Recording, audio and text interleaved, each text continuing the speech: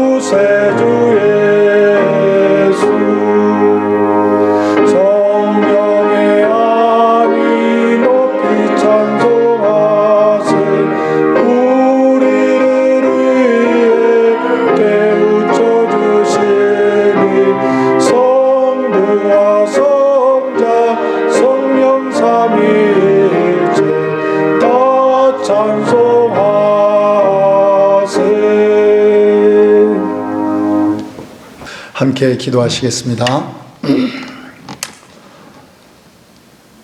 사랑의 하나님 아버지,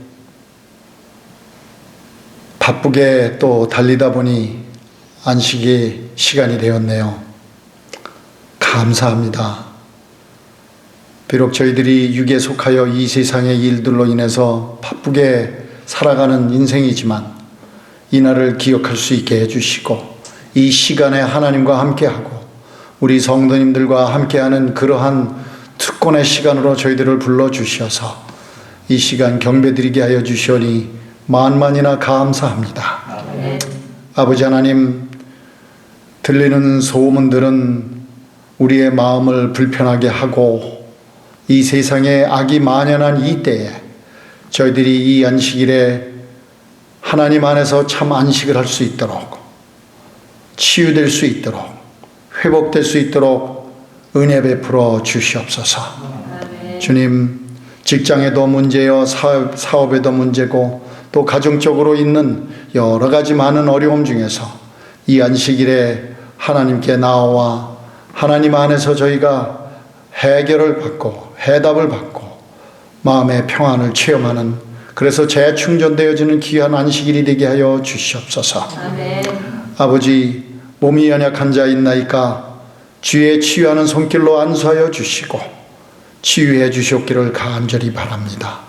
아버지, 경제적으로 어려움을 겪는 주의 백성들 있나이까 우주의 왕이신 하나님께서 무엇이 부족하여 저들에게 축복하실 수 없겠나이까 저들을 인도하여 주시고 우리 모두에게 하늘의 은혜로 함께하여 주셔서 너무 핍절하여 하나님의 영광을 가리우지 않도록 하나님 은혜를 베풀어 주시옵소서. 각자 마음에 있고 가정에 있고 사업이나 직장에 있는 어려움들을 주님 앞에 내어놓고 기도하는 주의 백성들의 기도를 흠양하여 주시사 아름다운 길로 응답하여 주시옵소서. 지금 여러 가지 일들로 인해서 나라 안과 밖이 흉흉한 이때에 위정자들에게 하나님께서 역사해 주셔서 저들이 백성들을 위하여 올바른 그러한 정치와 이끌 수 있는 그러한 마음을 주시옵시고 또 주의 백성들이 함께하는 교회 위에 함께해 주셔서 이 시대에, 이 어두운 때에 빛을 발하는, 그래서 소망을 주는 주의 교회가 될 수 있도록 은혜 베풀어 주시옵소서. 아멘. 저희들에게 지혜를 주시고 이제 코로나 바이러스가 회복되어지는 있는 여러 가지 어려움에서 회복되어지는 이 때에 하나님께서 함께 해주셔서 우리가 지혜롭게 이 일을 잘 마무리 지으며 나아갈 수 있도록 이끌어 주시옵기를 간절히 바랍니다. 아버지, 이제 또 주의 종을 통하여 말씀이 선포되어집니다. 준비하신 종에게 하늘의 능력으로 더욱더 함께하여 주시고 선포되어지는 말씀을 통해서 저희들의 심령에 감동이 되고 그 감동으로 저희들이 변화되고 그래서 하나님의 영광이 드러나는 하나님의 백성들이요 이웃과 가정에 복을 나누는 주의 백성들 되도록 은총나려 주시옵소서. 예수님의 이름으로 기도하옵나이다. 아멘. 성도 여러분 안녕하십니까? 귀하고 복된 안식일입니다. 또 이 안식일에 우리 하나님과 교제하며 우리 성도들과 또 이렇게 말씀으로 교제할 수 있는 은혜를 받은 것에 대해서 진심으로 감사를 드립니다. 우리가 세상 일에 바쁘다 보니까 또 이런 시간이 아니라면 우리가 어떻게 또 하나님을 더 깊이 생각하고 또 성도들을 더 위해서 기도하며 또 우리가 어떻게 더 이렇게 평안한 쉼을 누릴 수 있겠습니까?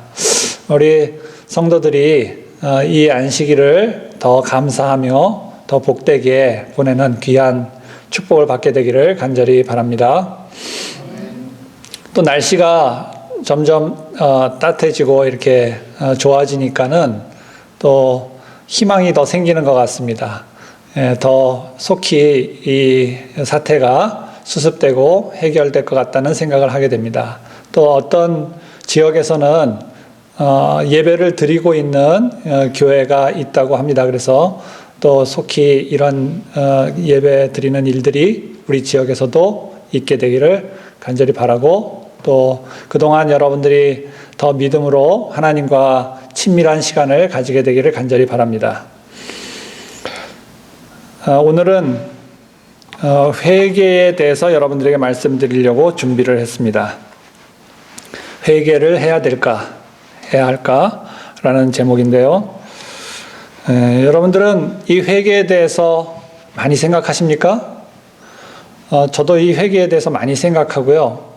이 회개에 대해서 제가 이해하고 또 여러분들이 또 이해해야 되는 부분이 있다고 생각을 합니다. 그리고 이 회개가 정말 중요한 그 하나님의 기별이고 또 여기에는 굉장히 많은 비밀들이 숨겨져 있다는 것을 제가 깨달아요. 그래서 여러분들도 이 회개에 대해서 더 많이 묵상하시고 또 말씀을 통해서 기도를 통해서 그리고 경험을 통해서 이 회개를 경험하셔서 하나님과 완전히 친밀한 관계 그리고 정말 하나님과 막힘없는 믿음의 길을 걸어가는 그 기회로 삼으시게 되기를 간절히 바랍니다. 이 회개는요, 요한이 그의 기별 속에서 강력하게 외친 기별이 바로 회개의 기별입니다. 여러분도 익숙한 말씀이죠? 회개하라, 천국이 가까웠느니라. 예수님께서도 근데 그의 사역을 시작하시면서 이 회개에 대해서 전파하셨어요. 침례 요한과 동일한 기별을 전파하셨습니다. 예수님께서 비로소 전파하여 가라사대 회개하라, 천국이 가까웠느니라. 여러분, 예수님이 그 외친 기별, 침례 요한이 외친 기별 다 동일했어요. 왜 이 회개하라는 기별을 예수님은 외치셨고 침례 요한은 왜 외쳤습니까? 또 보면은 제자들도 그 기별을 외쳤어요. 제자들이 나가서 회개하라 전파했다 그랬습니다. 예수님은 제자들에게도 그 기별을 전파하라 그랬어요. 사실 지금 우리는 회개하라는 기별을 전파하기보다는 예수님에 대해서, 사랑에 대해서, 은혜에 대해서 설명하려고 하죠. 그리고 우리가 예수님을 믿을 때 받는 축복에 대해서 이야기하려고 해요. 그것이 잘못된 것은 아닙니다. 그렇지만은 이 기별이 왜 성경에서 이렇게 명확하게 제자들과 예수님과 그 침례 요한이 전파했는지 우리는 이해할 필요가 있어요. 그리고 계시록 3장 19절. 여러분 계시록 3장 19절은 무엇에 관한 장인지 아십니까? 7교회 중에 7번째 교회, 라오디게아 교회에 보내는 기별입니다. 물론 내가 사랑하는 자를 책망하여 징계하노니 그러므로 내가 열심을 내라 회개하라. 여러분, 이 회개하라는 기별이 굉장히 어떻게 보면은 무겁게 사람들이 느끼는 기별일 수 있어요. 하지만 그러나 성경에 흐르는 처음이고 마지막 기별이 이 회개하라는 기별입니다. 왜 이렇게 성경은 계속해서 회개하라는 기별을 전파하고 있을까요? 그런데 지금 많은 그리스도인들이 회개하는 그 일을 어떻게 하는지도 모르고 회개가 무엇인지도 모르고 얼만큼 중요한지도 몰라요. 그리고 자신도 그것을 경험해 보지 못했고 또 다른 사람들에게 그것을 말할 수조차 없는 것이죠. 그러나 여러분, 성경에 정말 핵심적인 메시지가 이 회개하라는 기별부터 이르러 왔다는 것입니다. 그래서 이것을 우리가 잘 이해할 필요가 있어요. 근데 제가 그 이유를 좀 생각해 봤더니 지금 많은 그리스도인들이 이 구원론을 잘못 알고 있기 때문에 그렇게 될 수 있다는 생각을 해요. 무슨 말이냐면 믿음으로 말미암아 얻는 구원이 우리를 회개할 필요 없는 그리스도인으로 만들어 버릴 수도 있다는 생각을 합니다. 물론 그것은 성경이 말하는 것이 아니죠. 그래서 제가 그것을 생각하면서 제목을 왜 회개해야 할까? 거기에다가 덧붙여가지고 믿으면 구원받았는데 왜 회개해야 될까? 여러분들은 이 답에 대해서 대부분 아실 것입니다. 그렇지만 제가 이것을 여러분들에게 다시 한번 풀어서 설명을 좀 드리려고 그래요. 그러면서 회개에 대해서 우리가 그 가치와 의미를 조금 더 다시 한번 생각해 볼 수 있는 기회로 갖기를 바랍니다.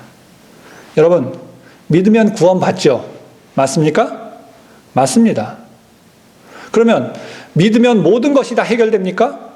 해결됩니다. 저는 그렇게 믿어요. 믿기만 하면 모든 문제가 다 해결됩니다.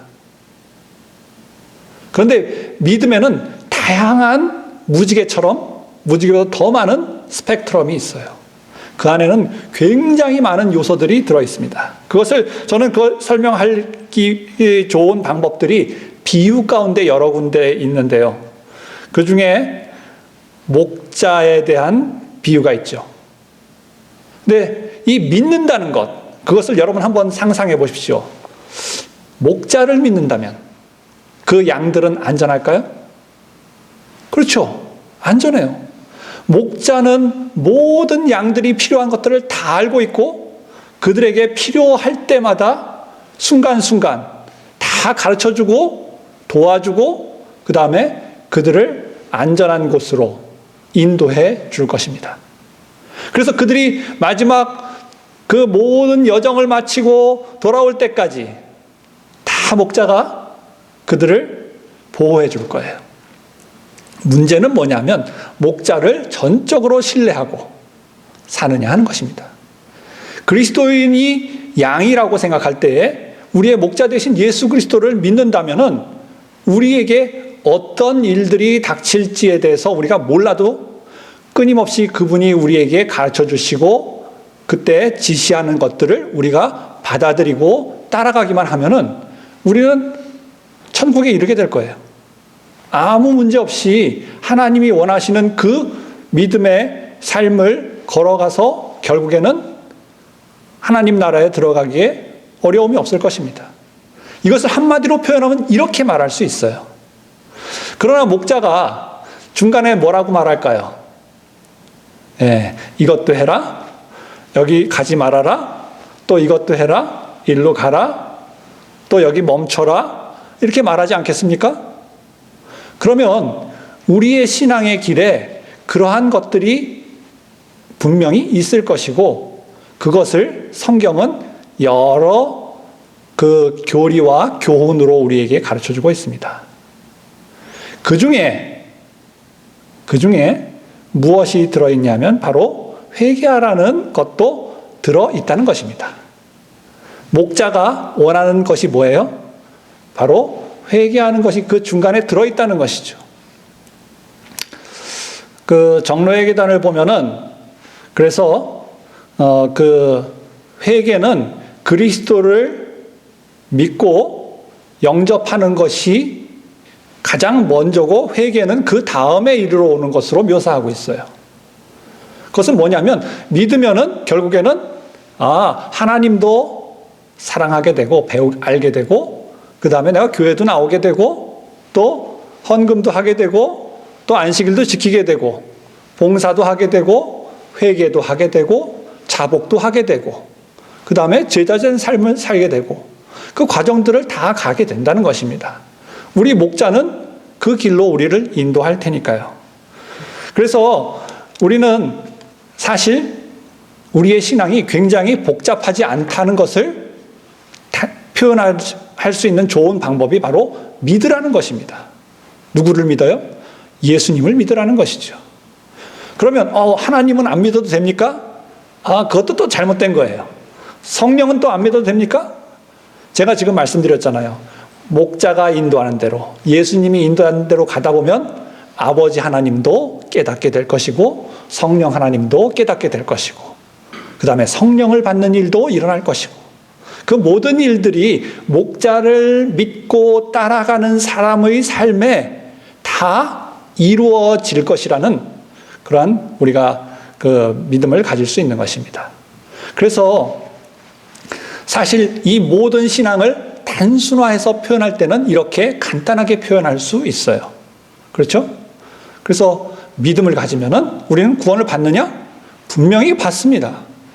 그 모든 과정들을 우리가 빠짐없이 다 따라갈 수 있는 방법을 우리가 아니라 예수님이 다 알고 계시고 가르쳐 주실 것이기 때문입니다. 근데 여기에 성경에서는 믿는다는 말을 예수님에게만 사용하지 않아요.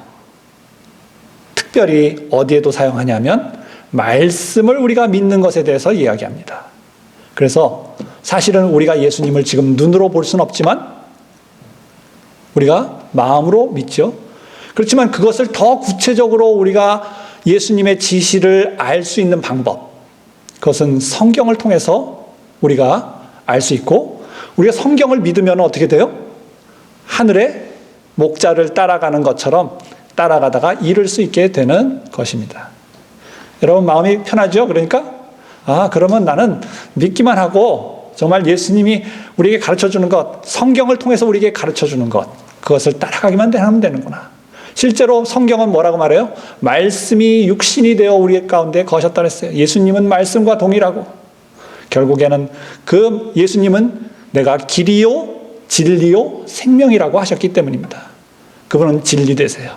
그래서 말씀을 통해서 우리에게 올바른 것들을 길들을 가르쳐 주시고 우리는 그분을 전적으로 신뢰하고 따라가기만 하면 됩니다. 그래서 성경은 이렇게 표현을 하죠. 요한복음 10장 4절로 5절입니다. 자기 양을 다 내어놓은 후에 앞서가면 양들이 그의 음성을 아는 거로 따라오되 타인의 음성은 알지 못하는 거로 타인을 따르지 아니하고 도리어 도망하느니라. 목자가 앞서가면은요 그의 음성을 양들이 알고 따라간다 그랬어요. 그것이 바로 믿음의 길인 것입니다. 우리가 가야 되는 길이에요. 그리고 우리는 잘못된 목자, 거짓 목자를 따라가서는 안 된다는 것입니다. 그러나 어떤 사람들은 거짓 목자를 따라가죠. 그렇게 되면은 그 믿음으로 사는 것이 아니고 믿음으로 살지 않는 것이 되는 것입니다. 그래서 성경은 우리가 이 목자를 따라가는 것처럼 우리가 믿음으로 우리 예수님을 따라가야 된다는 것을 가르쳐주고 있어요. 예수님은 그것을 또 실제적으로 이야기하셨습니다. 사람이 나를 섬기려면 나를 따르라. 나 있는 곳에 나를 섬기는 자도 있으리니 사람이 나를 섬기면 내 아버지께서 저를 귀히 여기시리라. 사실은 여기에는 믿음이라는 말이 없죠. 그러나 예수님이 말씀하신 믿음이라는 것을 우리가 잘 생각해 보면은 믿음은 결국 마음으로 믿었기 때문에 어떻게 돼요? 그 말씀을 따라가게 돼 있고, 그분을 따라가게 돼 있고, 결국 그분을 섬기게 돼 있고, 결국 그분이 계획하신 곳에 우리가 있게 될 것이라는 사실을 우리가 알 수 있는 것입니다. 그래서 예수님은 올바른 길로 우리를 인도하실 수 있고 우리를 최종 목적지까지 분명히 인도하실 것입니다. 우리는 이러한 믿음을 가져야 돼요. 그러면 그 안에 회개가 들어있습니까? 분명히 들어있죠. 그것을 또한 우리는 잊지 말아야 되는 것입니다. 근데 우리가 예수님을 따라갈 때 문제점이 있어요. 여러분도 느끼셨습니까? 나는 예수님을 믿어요. 근데 따라가지 않는 사람들이 있습니다. 믿는다고 하면서 따라가지 않으면 믿는 걸까요? 안 믿는 걸까요? 안 믿는 거죠. 그래서 이것은 많은 사람들이 다른 문제로 얘기할 수도 있지만 믿음의 문제로도 다 해결될 수 있어요. 다 설명할 수 있습니다. 결국에는 믿지 않기 때문에 따라가지 않는 것이고 순종하지 않는 것이라는 사실이죠. 많은 사람들이 근데 이 따라가지 않는 이유가 있어요. 목자를 따라가지 않는 이유. 성경은 그것에 대해서 분명하게 얘기하죠. 그 이유가 뭐라 그랬어요? 육신에 따라 살기 때문에 그렇습니다. 육신의 생각은 하나님과 원수가 되는데 하나님의 법에 굴복하지 아니할 뿐 아니라 할 수도 없습니다. 로마서 8장은 육신과 성령의 사람, 영의 사람을 설명하고 있어요. 우리가 예수님을 믿는다고 말해요. 그렇지만 믿음으로 살 수가 없어요. 어느 시점에 가면은 우리는 더 이상 갈 수 없습니다. 그것을 여러분들이 많이 느끼실 거예요. 그리고 굉장히 그것을 따라가기가 어렵다는 것을 느끼게 돼요. 예수님의 제자들도요, 예수님을 따라다니다가 중도에 포기하는 일들이 있었어요. 왜 그랬습니까? 그들이 육신으로 살았기 때문에 그래요. 그럼 뭐가 없었습니까? 성령이 그들에게 없었어요. 목자를 따라갈 수 있는, 믿음으로 계속 따라갈 수 있는 방법은 뭐예요? 결국에는 한 가지 그 문제점에 부닥치는데 바로 그것은 성령이 없다는 것입니다. 성령을 받아야 된다는 것이죠. 그래서 예수님은 그것을 분명히 얘기하셨죠. 거듭남이라고요. 그래서 예수님께서 여러분들이 잘 아시는 대로 요한복음 3장에서 말씀하셨습니다. 진실로 진실로 두 번이나 강조하시면서 말씀하셨어요. 내게 이르노니 사람이 거듭나지 아니하면 하나님 나라를 볼 수 없느니라. 사람이 물과 성령으로 나지 아니하면 하나님 나라에 들어갈 수 없느니라. 회개가 없이는 거듭남이 없고 성령도 없어요. 그렇다면은 이 믿음의 과정이 목자를 따라가는 과정이 중단되지 않으려면 그 회개의 과정이 있어야 된다는 것입니다. 근데 지금 많은 그리스도인들이 어떻게 되어 있냐면요,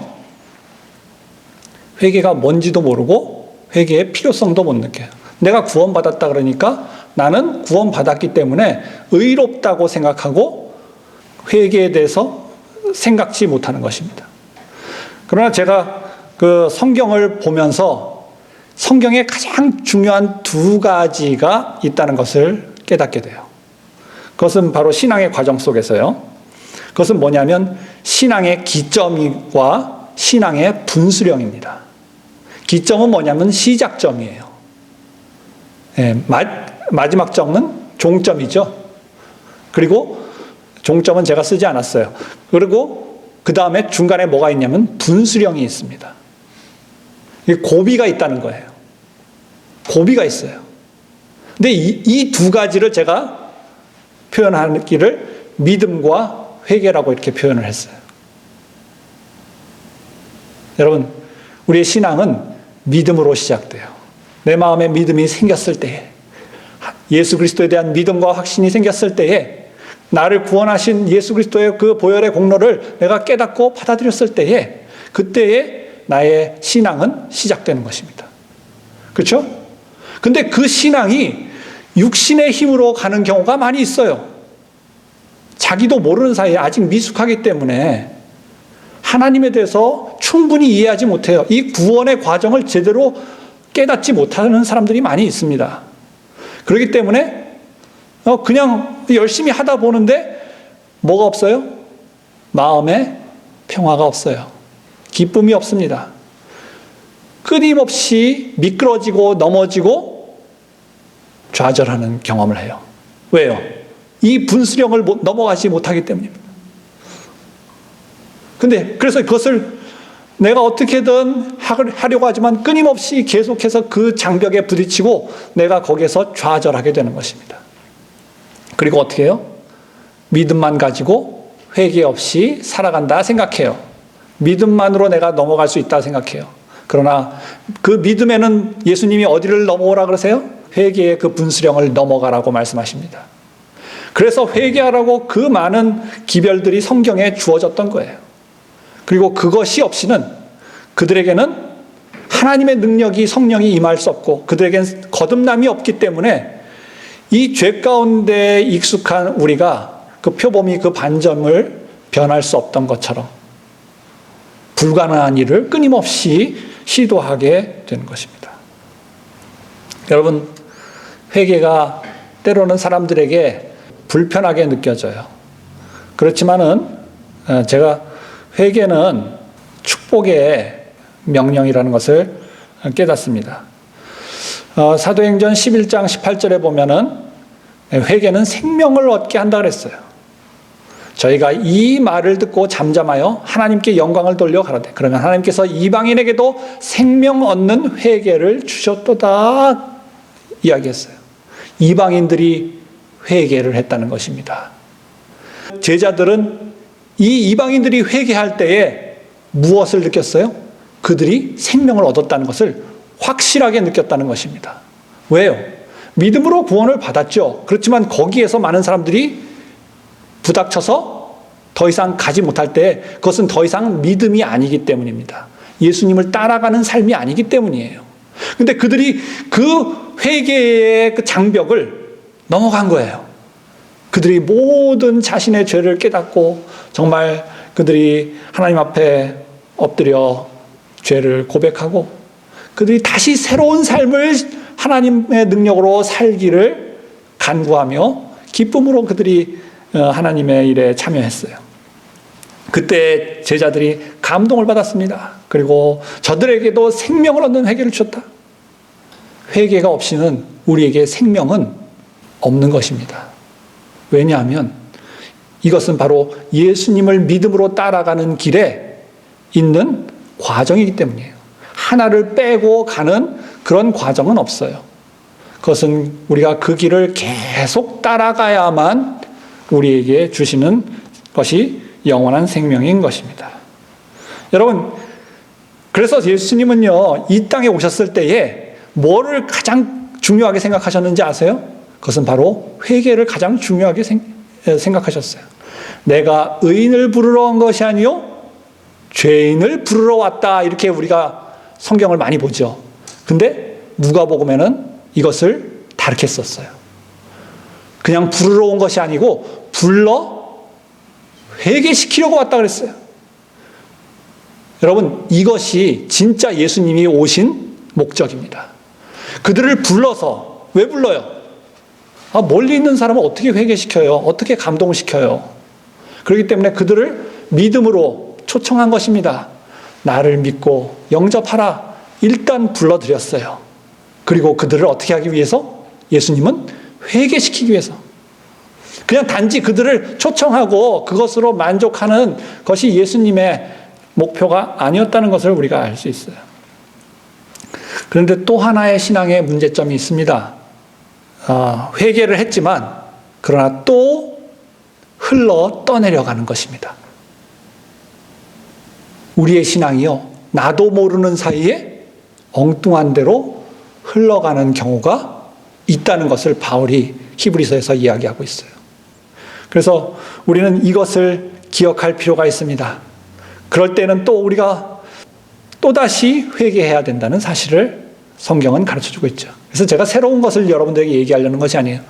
한 번 우리가 회개했다고 모든 것이 우리가 다 믿음으로 계속 따라가는가? 아니에요. 어떤 때 보면 우리가 참 사단이 우리를 끊임없이 미혹하고 그 이유들이 굉장히 많이 있습니다. 그래서 우리를 정말 우리가 원치 않는 곳으로 흘러가게 만들어 버립니다. 내가 하나님의 일을 한다고 하는데 나중에 나 자신을 돌이켜보면 사단의 일을 하고 있었다는 것을 깨닫게 돼요.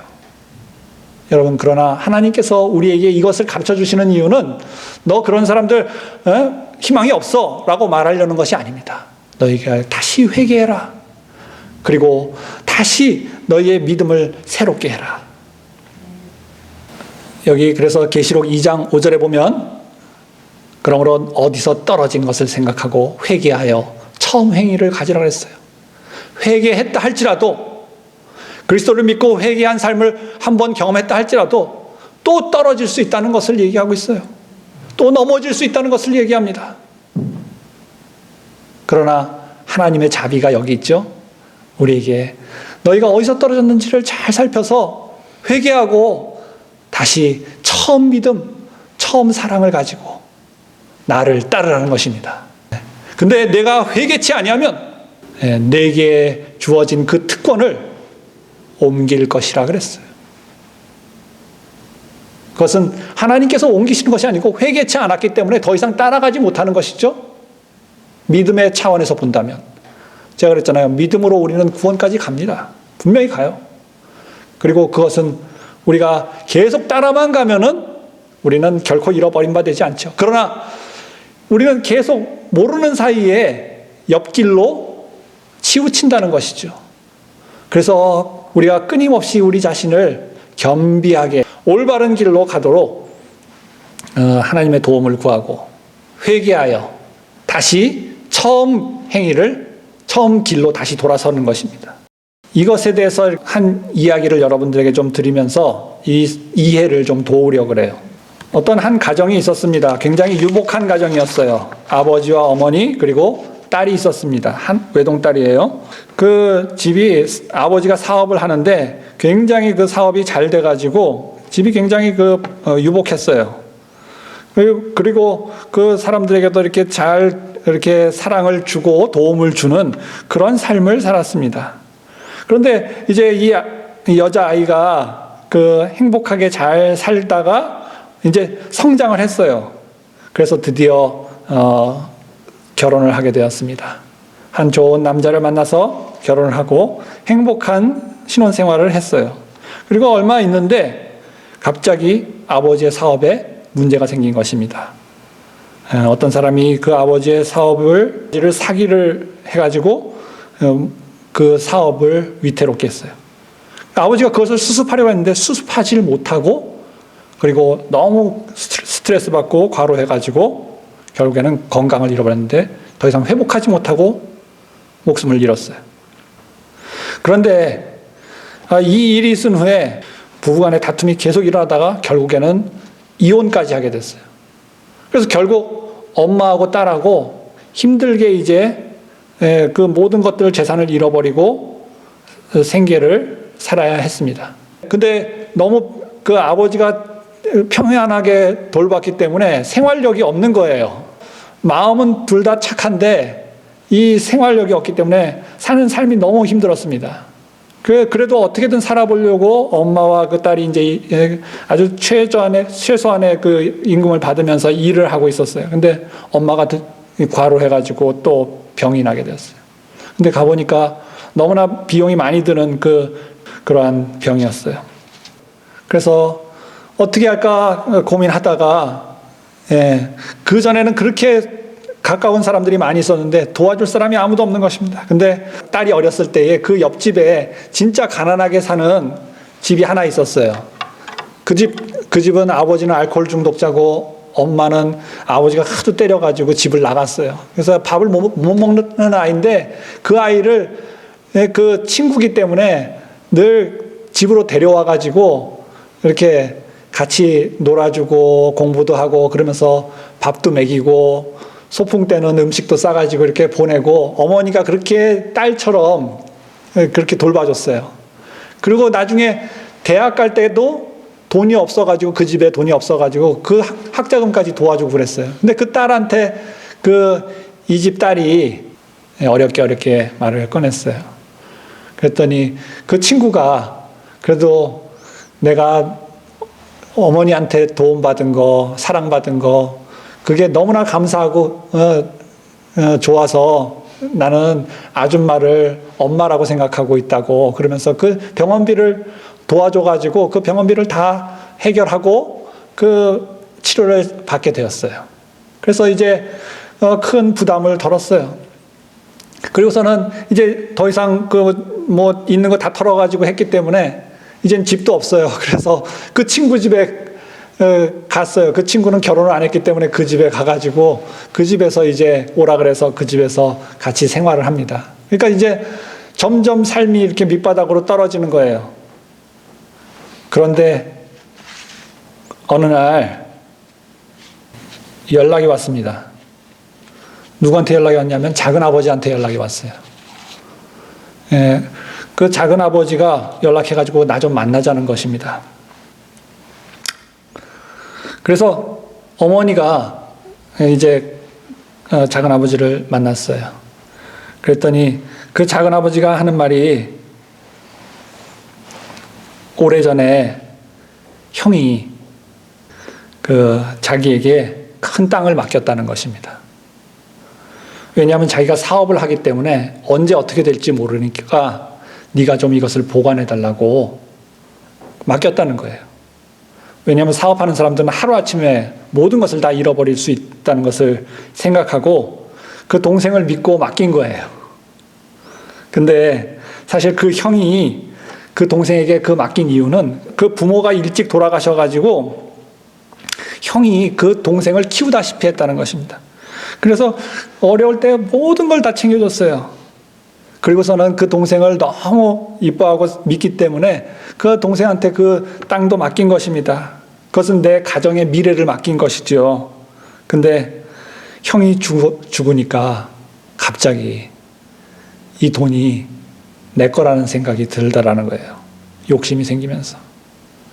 그래서 형수님이 아프다는 이야기를 들었는데 형이 집을 모든 재산을 다 잃어버렸다는 이야기를 들었는데도 아무 연락도 하지 않고 있었던 것입니다. 근데 그가 갑자기 연락을 한 거예요. 이제 만나서 그 이야기를 해주는 것입니다. 근데 왜 그랬냐 하면 그러면서 계속 이야기를 하는데 자기가 잠을 자는데 꿈에 형이 계속 나타나더라는 거예요.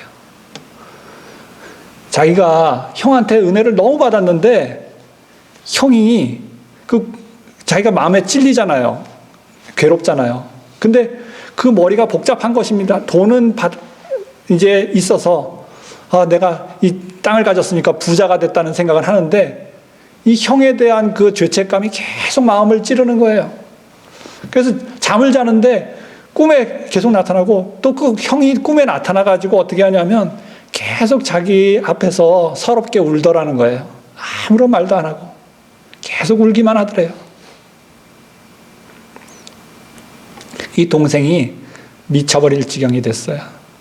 잠도 못 자고 음식도 못 먹고 너무 괴로운 것입니다. 이 형이 나한테 이렇게 사랑을 줬는데 나는 형의 가족들을 하나도 돌보지 않고 내 욕심만 채우려고 했다는 게 너무 괴로웠다는 거예요. 그러면서 드디어 견디질 못하고 얼굴이 완전히 그냥 형편없이 다 망가진 상태에서 형수님을 찾아온 것입니다. 그리고 그가 이렇게 말을 했어요. 형수님 잘못했습니다. 그놈의 돈이 뭐라고 제가 잠시 미쳤었나 봅니다. 형님이 저한테 어떻게 했는데 제가 참 나쁜 놈입니다. 라고 엎드려서 울며 용서를 구했어요. 근데도 그래서 엄마가 내가 그 돈 팔면은 땅을 팔면은 돈을 작은 아버지한테도 또 주겠다고 그랬어요. 그랬더니 이 작은 아버지가 또 그 얘기를 듣고 이렇게 말합니다. 형님이 얼마나 저한테 잘해주셨는데 저 같은 나쁜 인간한테 그러지 마세요. 저는 평생 사죄하면서 살게요. 라고 계속 눈물을 흘렸다 그래요. 그리고 모든 이제 그 처분 절차가 끝났어요. 근데 작은 아빠가 또 이렇게 말을 했다는 거예요. 저는 이제야 발 뻗고 잠을 잘 수 있겠네요.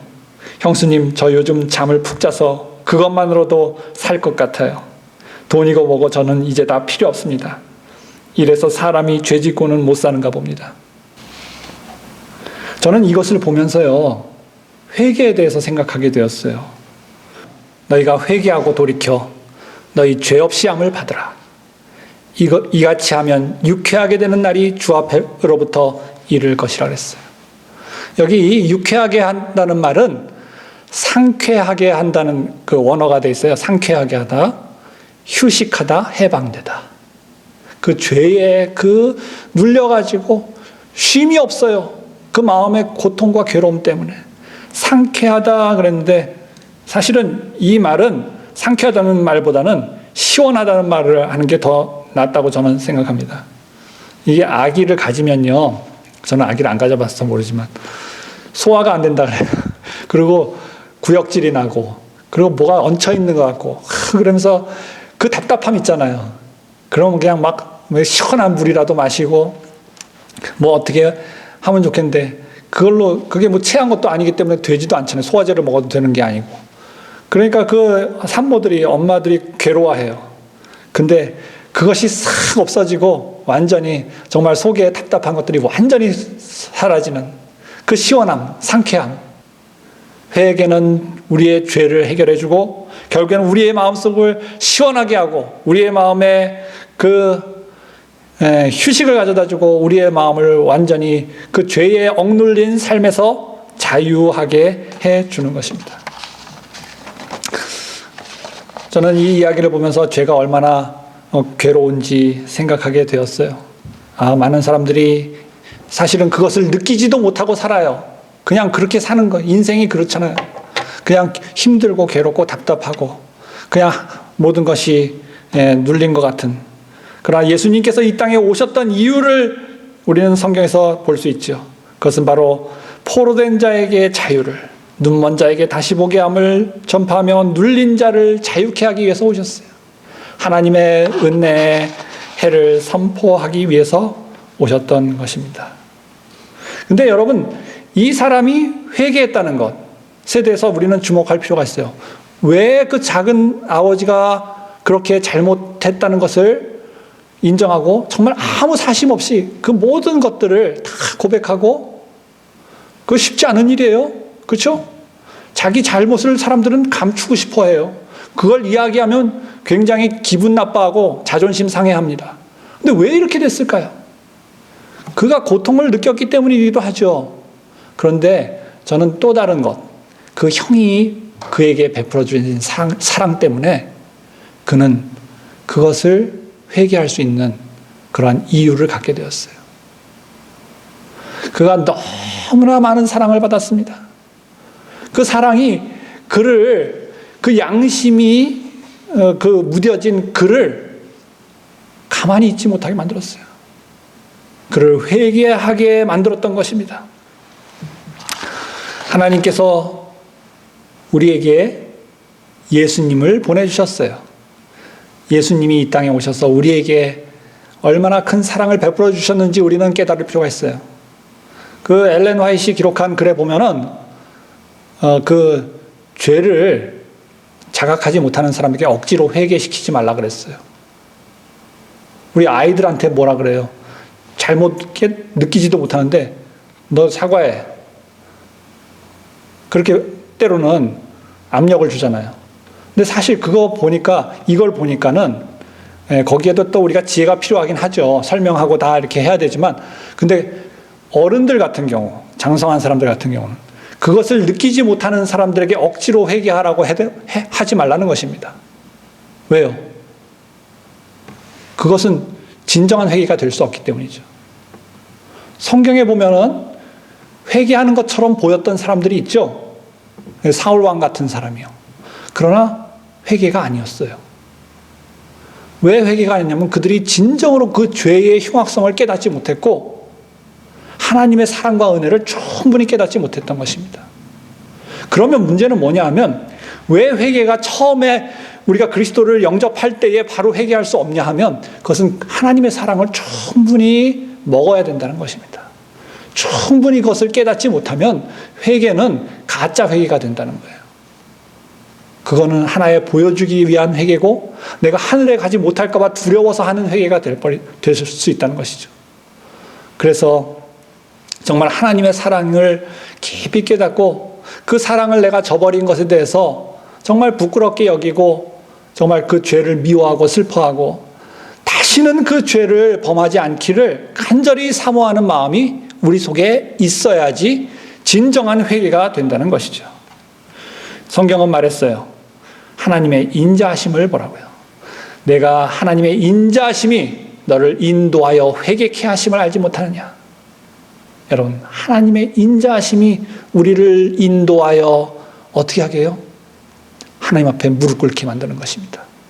여러분, 회개하려고 해야 되겠죠. 그렇지만은 그것이 안 될 때에 그 이유가 어디에 있는가를 여러분들은 여기서 답을 찾을 수 있어요. 그것은 바로 하나님의 사랑을 더 깊이 바라봐야 되는 것입니다. 왜 우리가 십자가를 바라봐야 되고 예수 그리스도의 사랑을 바라봐야 되고 그 우리의 죄가 어떤지를 더 깨닫는 일들이 필요하다는 것을 성경은 이야기하고 있는 것입니다. 하나님의 가장 큰 관심사는 무엇입니까? 하나님은요, 회개하는 것을 기뻐하십니다. 한 사람이 회개하는 것. 그 사람이 회개할 때 하늘에서는 그 기쁨이 너무나 크다는 것을 이야기하고 있어요. 그렇죠? 여러분, 구원하는 것이 분명히 목적이긴 해요. 믿는 것도 중요한 일입니다. 그러나 신앙에 분명 분수령이 있어요. 믿음으로 받아들였지만 회개가 제대로 이루어지지 않을 때는 결국 성령이 임할 수 없고 그 사람은 자기 힘으로 끊임없이 구원받으려고 애쓰는 그러한 상황에 처하게 되는 것입니다. 그래서 우리가 같이 이 회개할 수 있도록 도와줘야 돼요. 그러면 당신 회개하십시오. 그렇게 해야 될까요? 오늘 배웠죠? 이 형이 동생에게 사랑을 준 것처럼 뜨거운 사랑을 줘야 되는 것입니다. 그래서 그 사랑 주는 게 참 힘들더라고요. 책망하는 거 쉬운데 사랑 주는 게 힘들어요. 예. 그리고 내 마음에는 사랑을 주는 것처럼 보이지만 내 마음에는 계속 다른 생각들이 쌓여갈 때가 있습니다. 우리가 참 그래서 예수님을 의지해야 되고 그럴수록 우리는 그런 가운데서 우리도 회개해야 되고 그러면서 그 사람은 정말 계속해서 예수님을 따라가며 하늘을 바라볼 수 있는 그리고 소망할 수 있는 그러한 사람이 되는 것입니다. 예수님께서 더디 오시는 이유 무엇이라고 했습니까? 오직 너희를 대하여 오래 참으사 아무도 멸망치 않고 다 회개하기에 이르기를 원하셨다 그랬어요. 여러분, 이 시대에 외쳐야 될 기별, 그것은 바로 회개하라는 기별입니다. 하나님께서 우리가 듣고 깨닫기를 원하시는 것은 회개하기를 원하시는 거예요. 변화된 삶이 우리 회개를 통해서 우리 성도들에게 임하기를 간절히 바라면서 말씀을 마치겠습니다. 아멘. 찬미 319장 부르겠습니다.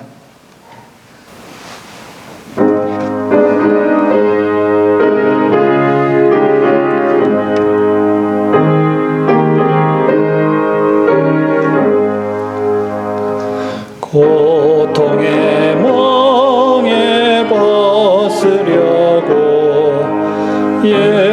예수께로 나옵니다.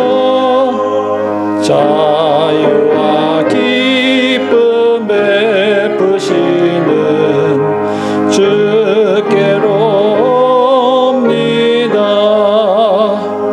병든 내 몸이 튼튼하고 빈궁한 삶이 부해지며 죄악을 벗어버리려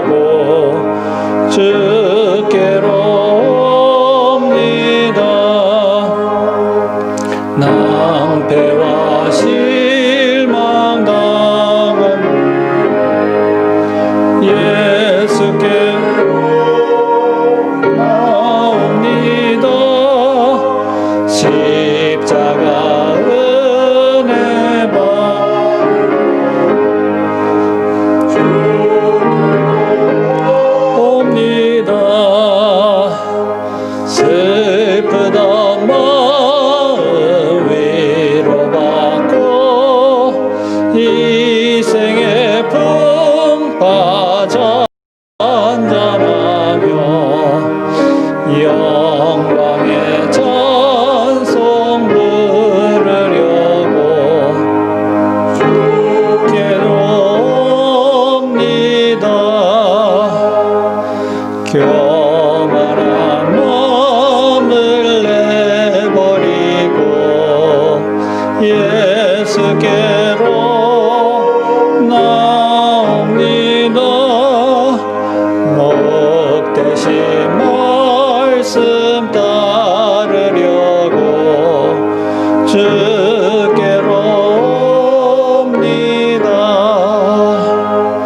실망한 이 몸 힘을 얻고 예수의 크신 사랑받아 하늘의 기쁨 맛보려고 주께로 옵니다.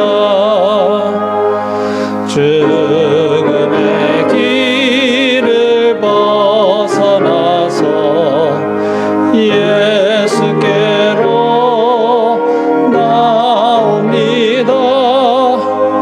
영원한 집을 바라보고 주께로 옵니다. 멸망의 포구에 헤어나와 평화의 나라 다다라서 영광의 주를 배우려고 이다. 하늘에 계신 우리들의 아버지 하나님, 우리에게 생명의 그 길을 가르쳐 주셔서 진심으로 감사드립니다. 주님, 우리가 주님을 따라가게 되기를 원합니다. 우리가 주님을 따라갈 때에 때로는 우리가 하기 힘들고 어려운 일들이 있다 할지라도 주의 성령으로 우리가 주님을 따라갈 수 있도록 인도하여 주시옵소서. 참으로 주님의 오심이 가까울 때에 주님을 만나야 할 우리가 아직도 더러움과 세속에 물들어 또 죄 가운데 여전히 머물러 있다면 주님 회개하는 심령을 허락하여 주시고 오직 주님께서 주시는 정결함과 새로움을 맛봄으로 말미암아 유쾌하게 되는 날, 시원하고 평안하며 또 죄에서 해방되는 그 경험을 우리 모두가 누릴 수 있도록 인도하여 주시옵소서. 우리가 거듭남으로 말미암아 성령의 충만함으로 이제 주님의 기뻐하시는 뜻을 이루게 하시고 아름다운 열매를 맺혀나가는 우리 모든 성도들이 되도록 인도하여 주시옵소서. 예수 그리스도의 이름으로 기도드리옵나이다. 아멘.